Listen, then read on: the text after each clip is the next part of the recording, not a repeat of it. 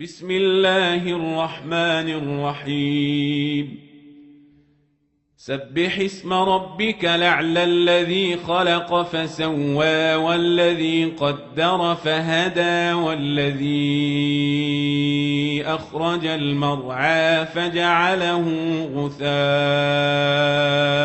نحوا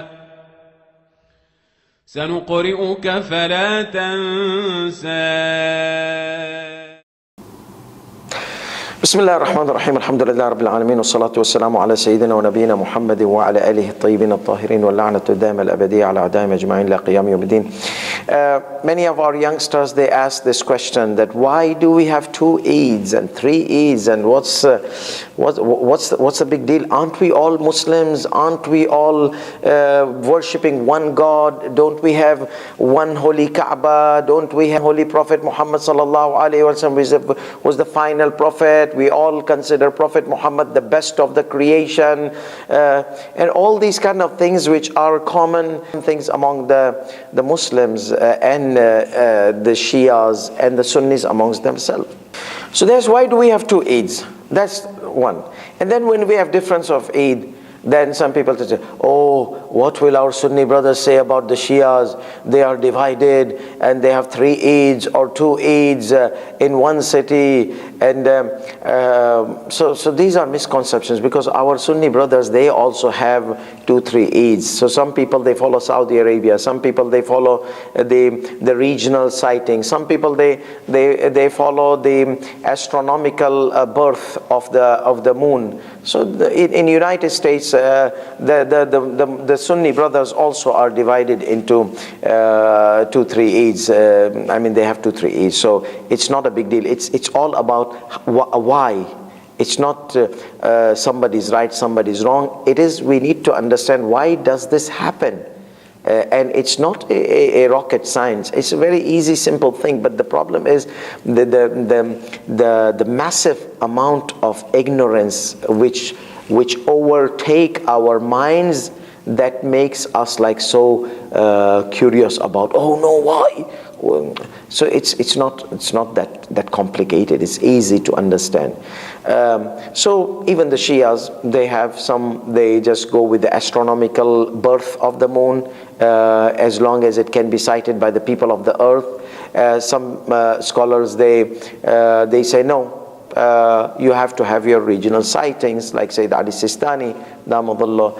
And then you have others like Sayyid al-Khoei, and those who have the method similar to Sayyid al-Khoei. They say, no, you can broaden your moon sighting. It's not, you don't have to have local moon sighting. You can follow a moon sighting of another country, as long as that country shares your night.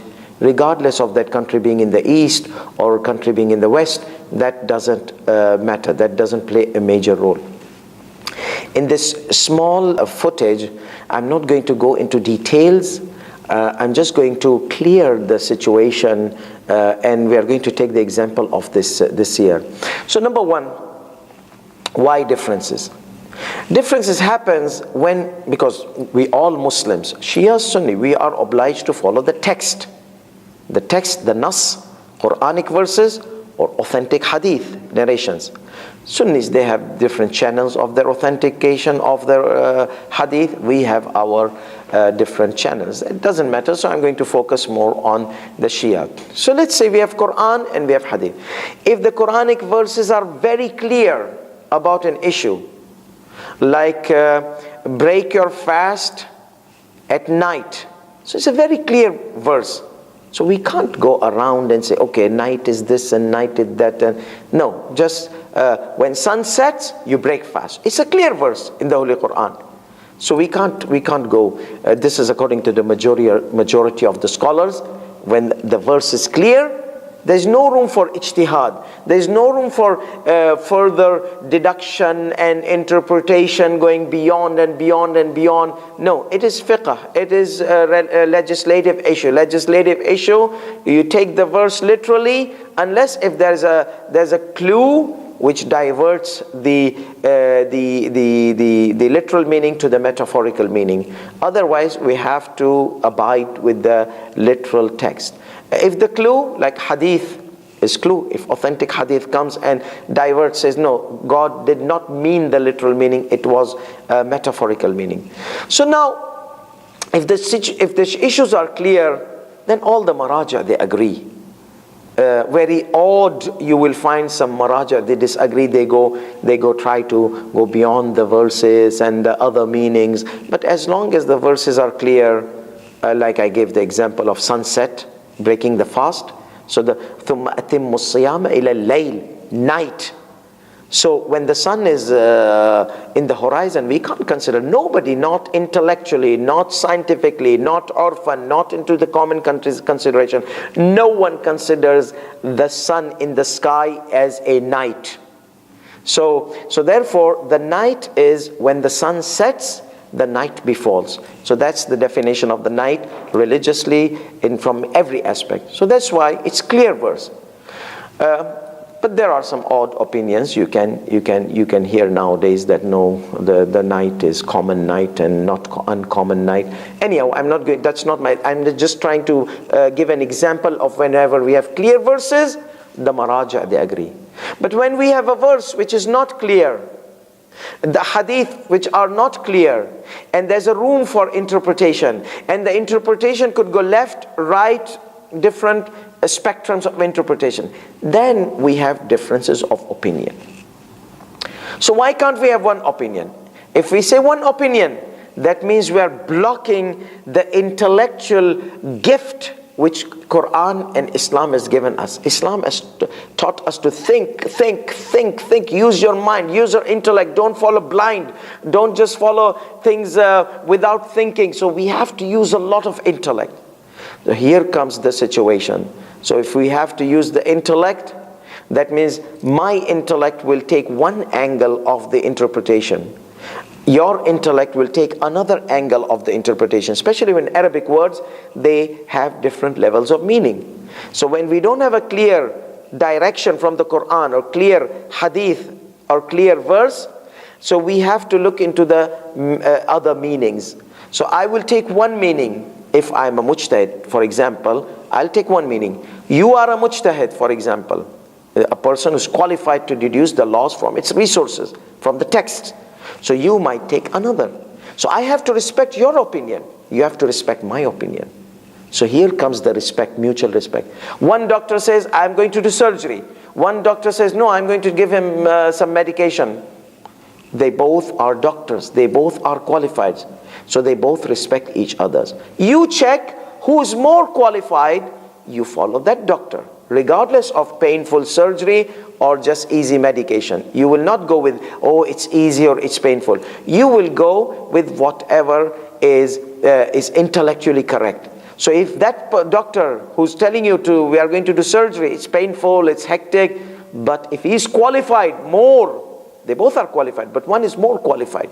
That's where we have the most knowledgeable and the a'lam concept. So here, to have a difference, it's a default of ijtihad. If Islam allows ijtihad, the intellectual thought process of deducing the laws from its resources, if Islam allows that, then the differences are allowed by default. If Islam says, you can have your opinion, as long as you guys stick to the text, but you have different interpretation, you are respected.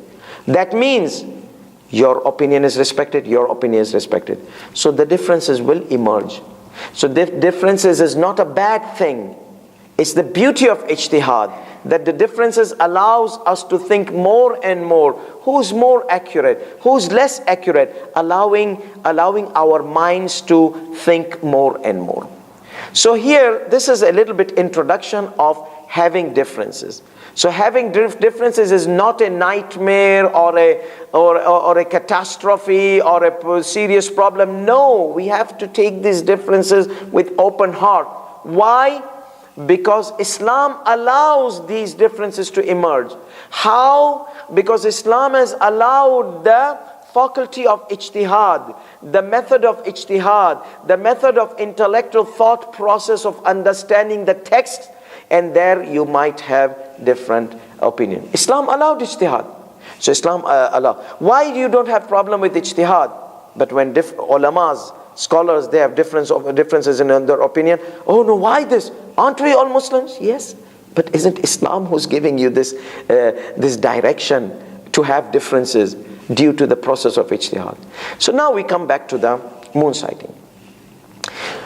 Before I go to the evidences, I'm just going to mention in some the opinions. Because of the ijtihad, and because of our scholars of understanding to the texts which are related to the moon sighting, number one opinion, which is the famous opinion, have local sighting. I'm going to tell you why. Number two opinion, no, you can have a sighting from a different country as long as the nights are shared. Number three opinion, just follow the astronomical method, and if the astronomers, they say that the moon has been emerged as a new moon, just follow. As long as astronomical opinion, some say when the moon emerges for the entire earth, the beginning of the emerge, in a way that it can be sighted by the people of earth, but it's not sighted, then you can consider that your first month. Some say no, that emergence has to be in a place where you share the nights. Some scholars said like that. And these are all odd opinions. Majority of the Maraja, they said you can follow the astronomers as long as they give you satisfaction and certitude. How will we get that satisfaction? Say the Sistani Damadullah says, if somewhere else was sighted and you are in the same moon sighting zone or horizon, in other words, then you can follow their sighting, even if it was not sighted, like if that country or that city was in the east or around your city, and it was in the same zone, like the same readings or same measurements of the moon were there.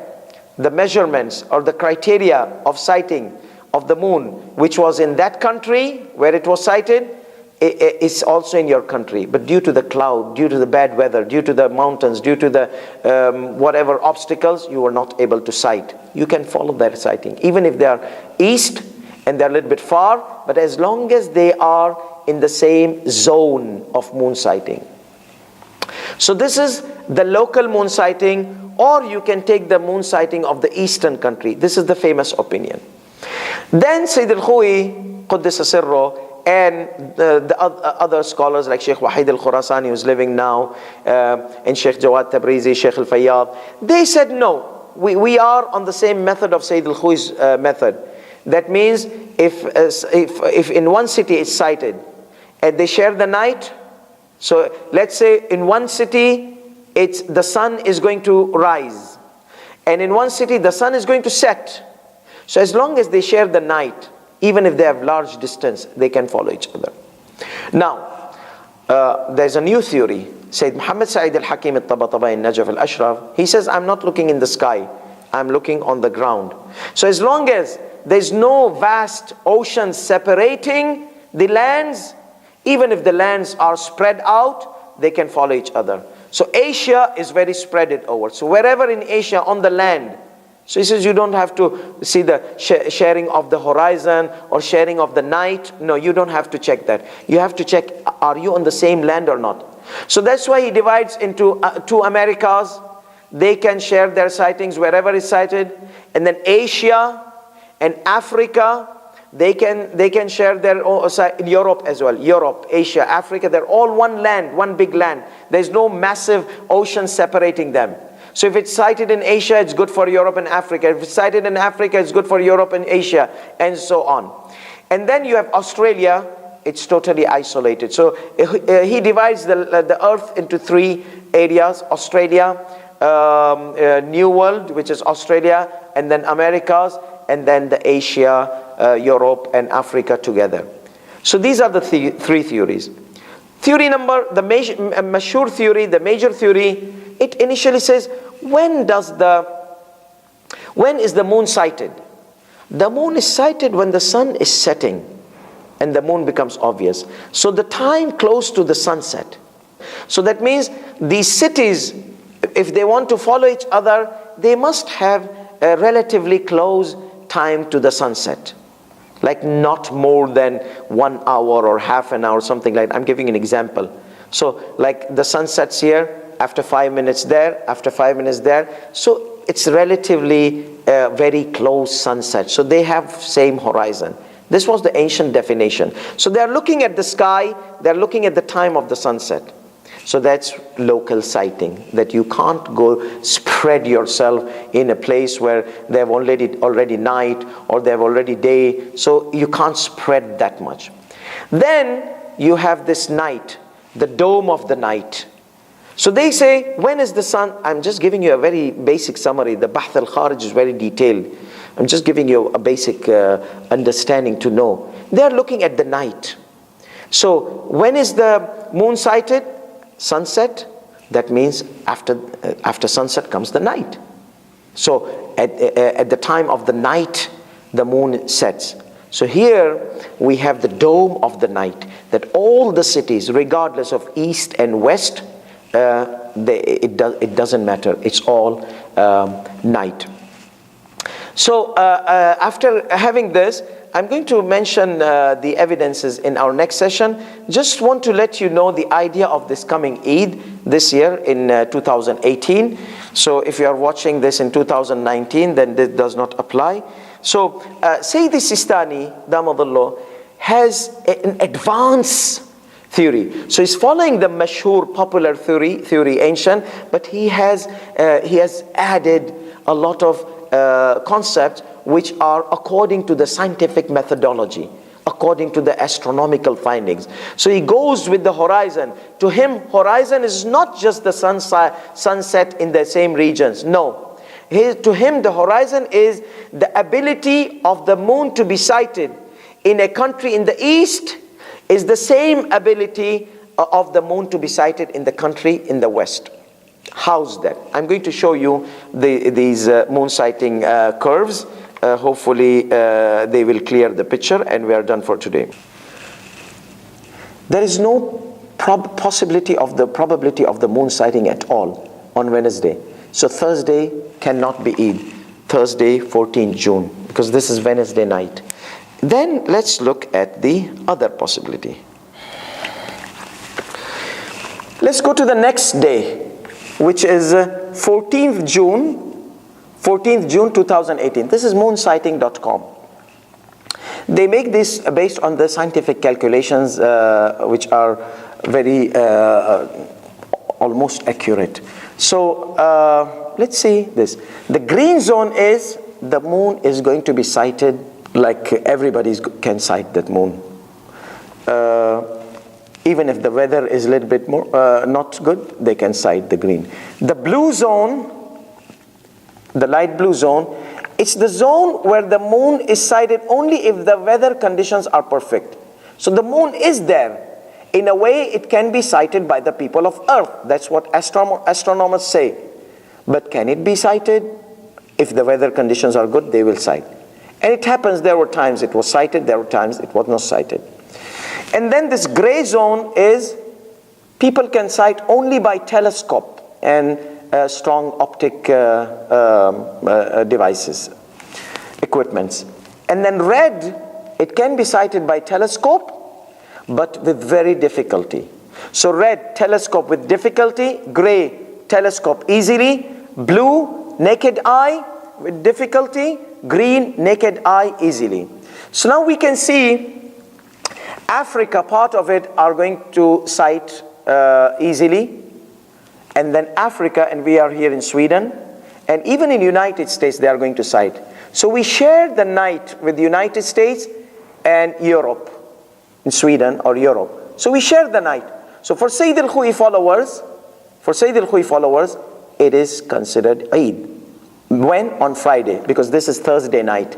So Friday they will have Eid, 99.9%. Okay? because the moon, it's a very strong probability that 99.9%. I just keep this 0.% for the Allah subhanahu wa ta'ala because He changes many times whatever He wants. So I will just say 99.9% the moon will be sighted in Africa, inshallah, and in United States, in parts of Africa and United States. And therefore, for Sayyid al-Khoei followers and Sheikh Jawadi Tabrizi followers and Sheikh Waid al-Khurasani and all those who consider the unity of the night, the dome of the night, they have this dome of the night. So east can follow the west, west can follow the east.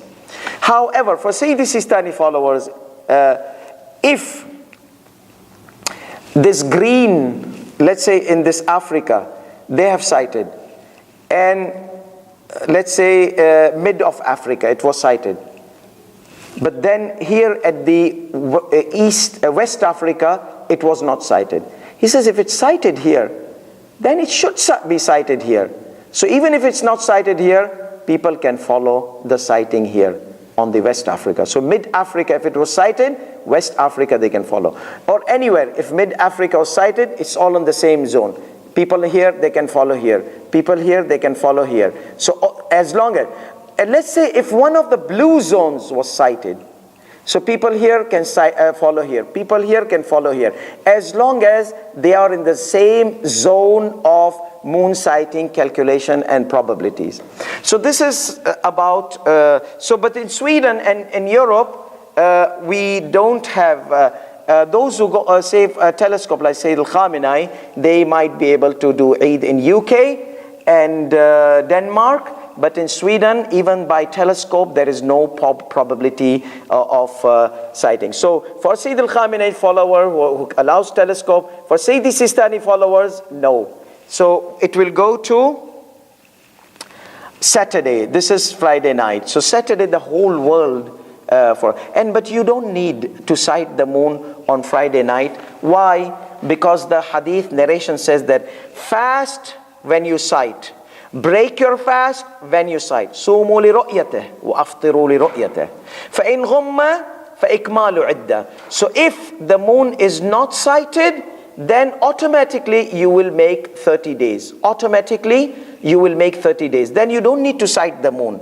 You don't need to sight the moon. Automatically you will complete the 30 days. So on Friday, followers of Sayyid al-Khamenei in Europe, followers of Sayyid Sistani, they don't need to, like Sweden and Norway, they don't need to sight the moon because it's going to already be 30 days. So even if people say, oh, the moon is there or the moon is not there, it doesn't matter. Once you complete 30 days, no need for moon sighting. Its next day is by default the first day of Shawwal or first day of the next month.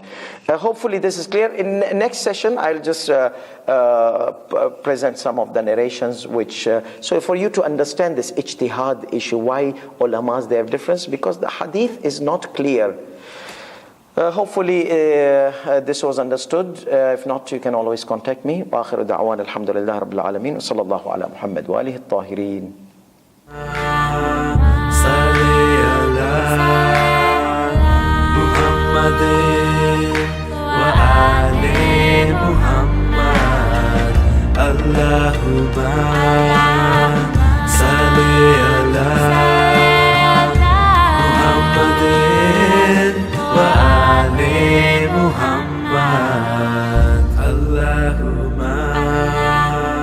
صل على محمد وآل محمد. اللهم صل على